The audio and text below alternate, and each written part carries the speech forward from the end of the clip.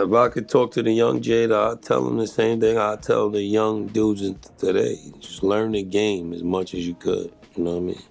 Before you take that step, before you sign with that lawyer, you know what I mean? Learn it. But it's hard to tell a young, hungry whippersnapper that wants to be a rapper or producer and they're waving the contract right in your face and this is something you wanted to do your whole life to learn the game. Like, it's really no time right then to learn it. That's why you up and coming and why you got the time, you should learn it as much as you could. So once you do get in, you halfway through the curriculum and your fight won't be that hard as it would be if you don't know nothing and sign your life away and then you gotta learn it after you know what I mean, you're already in the hole. It's a harder fight. The hill is steeper and there'll be more things against you. So don't chase the money, chase the knowledge, and the money will come with the knowledge. Some of the biggest lessons is just that I've learned and that anybody could learn in being a part of this business is learning the business. Knowing that it is business, you know what I mean, and you don't mix your personal feelings or your personal life with this business. It's only a job. Relationships and rapport are pretty much what's gonna take you where you need to be. You know what I mean? People gotta like you. You gotta be talented, of course, but people gotta like your energy. Your name can't be mud when people bring it up. You know what I mean? And that'll help you. And just keeping a good tight knit staff with you. You know what I mean? No yes men, no people that's not for the cause of the brand or you know what I mean, whatever the project is at the time. You'll be alright after that. Talent versus work ethic is always like a 50-50 thing, because you can be dumb nice, but if you don't go to the studio or if you ain't working, what are you doing with it? Or you can have potential to have some upside to your career and you keep fighting at it and working at it, you're gonna stumble on some hit records and have some success touring or selling merch. So, you know what I mean?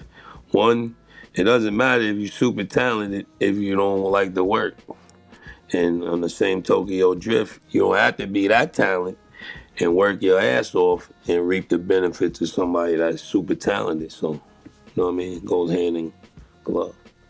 Definitely gotta have the right mindset because you could get sidetracked. There's so many demons and jinns and discrepancies trying to throw you off, you know what I mean? You could get a bad call in the morning that could deter your whole energy for the studio session that day. You could go through an argument with your girlfriend. It could be anything, you know what I mean? And that's what kind of vibe you're gonna bring with you to the studio. So to eat right, hot bath or shower and get your mind in the right mode is always key to recording.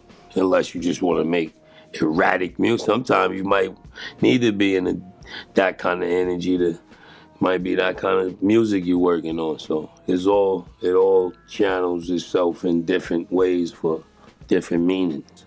I mean, really time for me, just being in the business 20 plus years, you learn how to adapt to stuff. You learn how to weed out what you don't need to be involved in. You learn how to maneuver through the vultures in the industry. You learn how to stay in your lane. You learn how to keep things on the high and by. You learn how to kind of like navigate where you want it at in your space. Just from going through different things and learning people, how they move and, you know what I mean, knowing how to put the apples with the apples and the oranges with the orange. The biggest pet peeve with the music business is the fakeness, man. You know what I mean? Smoke and mirrors. That's why you gotta stick to what you stick to. Do good business, keep your name clean, and you'll be all right. But don't expect you from your colleagues. Your energy and passion and ability to lend a helping hand is not gonna come around 360 with everybody. But you can't take that personal, because like we said in the beginning of this interview, it's business. And you gotta understand that and know that. You know what I mean? My legacy. You know what I mean? If I was to die today or tomorrow, I just want whoever's up there at the pulpit. He was a good dude, genuine, good-hearted dude. With the bars of death.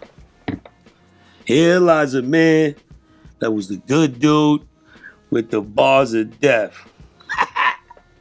3 keys to Jada's success would be the people love me. You know what I mean? I'm a people's person.